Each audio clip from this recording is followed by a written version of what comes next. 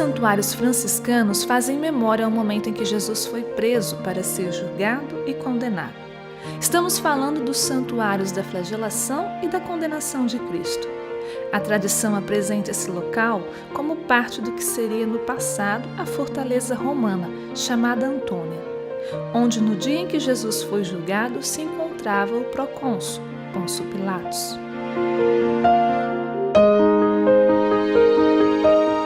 Escavações realizadas no convento da Flagelação e no subsolo de parte do convento da Congregação de Sião tornam possível a identificação do plano da fortaleza Antônia.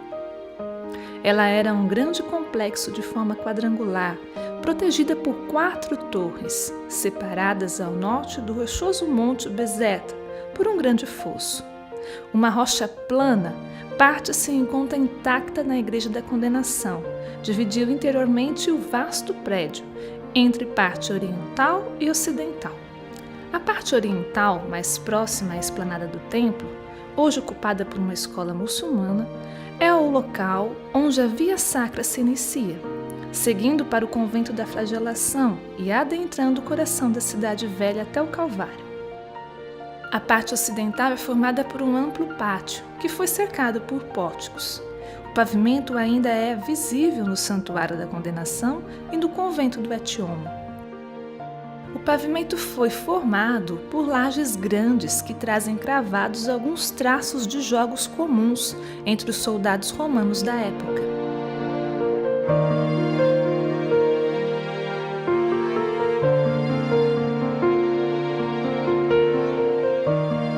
Este local foi palco da última cena do grande drama da nossa redenção, descrito pelos evangelistas como o julgamento de Jesus, no pretório e sua flagelação.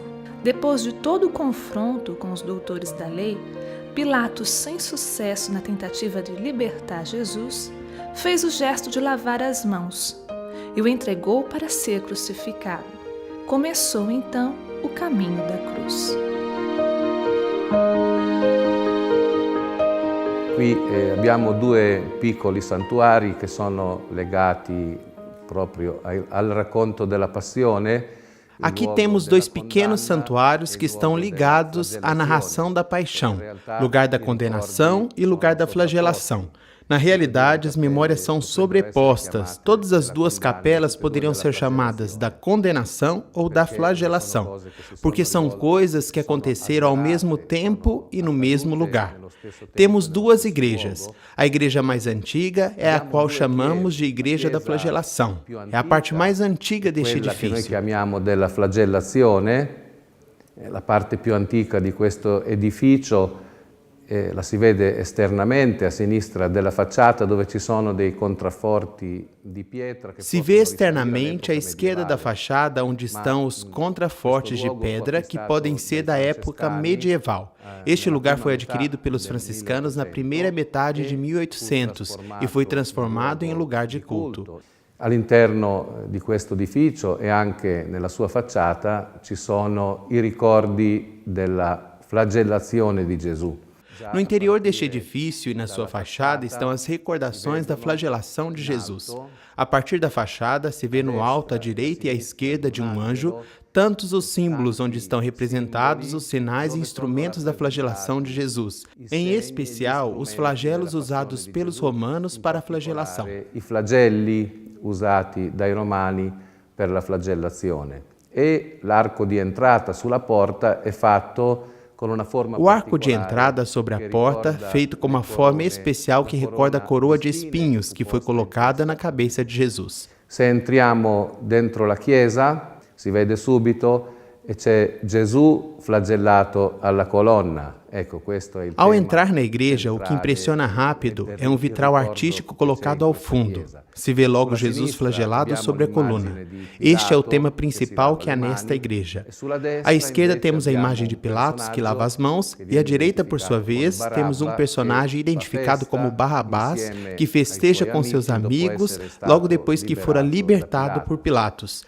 Ma una cosa molto interessante si trova nella cupola che sovrasta l'altare. Ecco, qui si può vedere su uno sfondo dorato un mosaico che porta una corona di spine. Allora, la parte bassa della corona... Mas uma coisa interessante se encontra na cúpula, em cima do altar. Você pode ver num fundo dourado um mosaico que tem uma coroa de espinho. A parte baixa da coroa é manchada de sangue.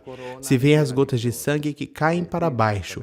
E a parte alta da coroa é cheia de flores, e aqui devemos ver um significado simbólico que o sofrimento produz a redenção. Produce la redenzione. Il dolore porta la vita. E il sangue di Cristo, che noi vediamo in basso, fa germogliare nuova vita, rappresentata dai fiori che sono in alto. Nella chiesa della condanna, Na Igreja da Condenação, como o edifício é mais recente, é da primeira década de 1900, é uma construção atípica em relação às igrejas que encontramos aqui no Oriente Médio. Tem um sabor todo oriental, diria ortodoxo e latino, com aquela cúpula em cima. Uma cúpula rodeada por outras 4 cúpulas. Latino, con quelle cupolette che ci sono sopra, una cupola attorniata da 4 altre piccole cupole. Ecco, quello che è interessante in questa Algo interessante nesta igreja é o piso de pedra, em hebraico ou aramaico, como diz o Evangelho de João, chamado Gálbata, ou seja, lugar reerguido. Luogo rialzato. Segundo uma tradição quase milenar, aqui teria acontecido o julgamento de Pilatos, fato traduzido nas imagens que vemos nesta capela.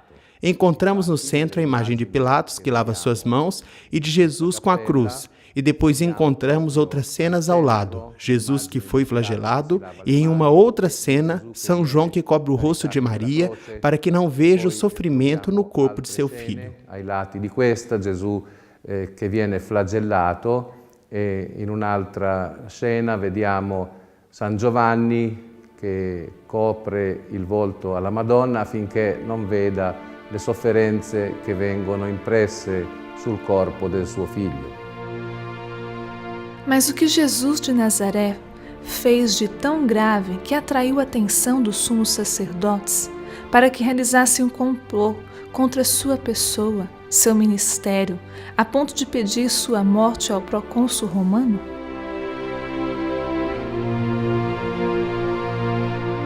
Il processo di Gesù è una cosa complessa che va studiata nel suo contesto. O processo de Jesus é uma coisa complexa que deve ser estudada em seu contexto.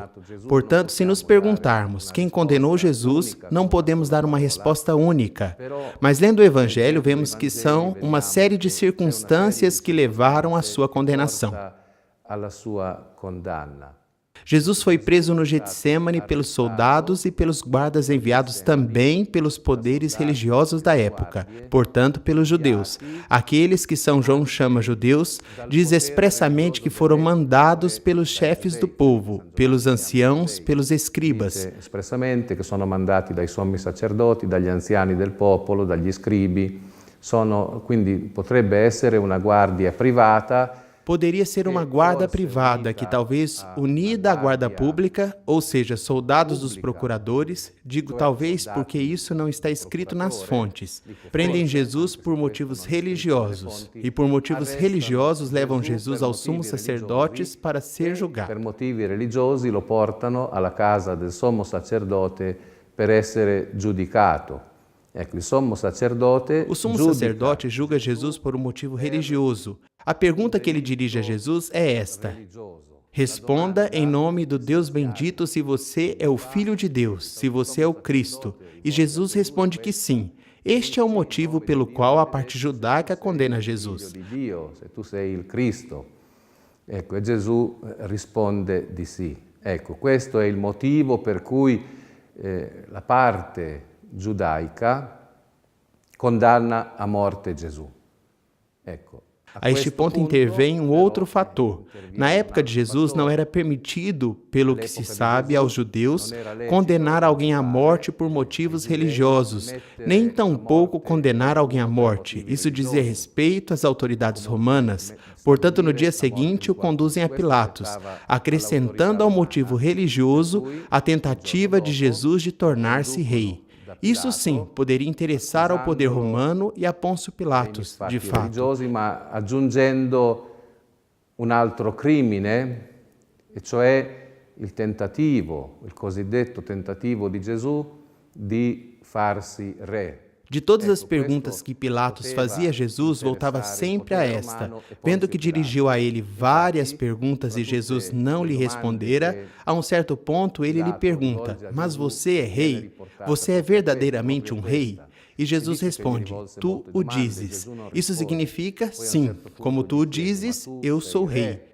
Isso poderia significar uma afronta ao imperador. Realmente, Pilatos não leva tão a sério e, depois desta afirmação de Jesus, procurou libertá-lo, deixá-lo ir. Attentato all'autorità dell'imperatore, in realtà Pilato non lo prende troppo sul serio e anche dopo questa affermazione di Gesù si legge nei Vangeli che cercò di rimandarlo libero, di rilasciarlo.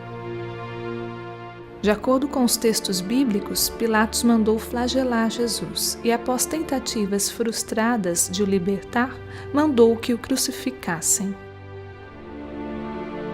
La crocifissione e la morte in croce era la condanna peggiore che si potesse attribuire nel mondo romano.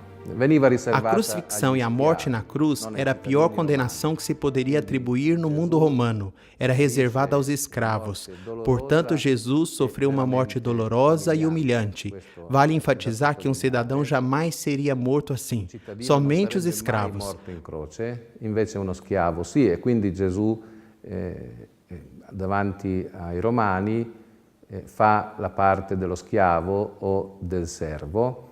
Portanto, Jesus é tido como escravo, como servo. Depois da condenação e flagelação, Jesus teve que carregar um patíbulo, ou seja, um pedaço de madeira transversal colocado sobre o pescoço, ligado aos braços. E Jesus, como todos os condenados, levava esta madeira até o lugar da execução. Depois seria levantado sobre um tronco vertical que já estaria no local. Come tutti i condannati, portava questo pezzo di legno fino al luogo dell'esecuzione, dove poi sarebbe stato issato sul palo verticale che qui era già predisposto. Durante a via sacra, devemos imaginar que Jesus tinha o motivo da condenação sobre os ombros e caminhava inclinado com o braço transversal da cruz, com este cartaz que dizia o motivo de sua condenação: Jesus Nazareno, Rei dos Judeus.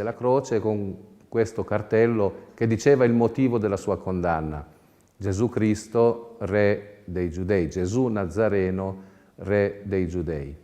Uma volta arrivato, tendo chegado ao lugar da crucifixão, em geral este patíbulo que o condenado levava era levantado e preso aos ombros, aos olhos de todos.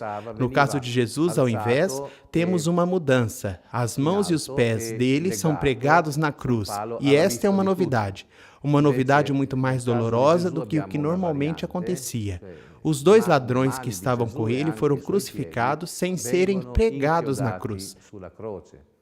Desta forma, Jesus, dentro de poucas horas, talvez 3, segundo o que nos contam os evangelhos, morre. Os ladrões continuam vivos em plena consciência. Que erano con lui sono crocifissi senza essere inchiodati alla croce. In questo modo Gesù, nel giro di poche ore, forse 3 ore, secondo i racconti dei Vangeli, muore, mentre invece i 2 ladroni che sono con lui non muoiono, ma restano ancora in vita, in piena coscienza.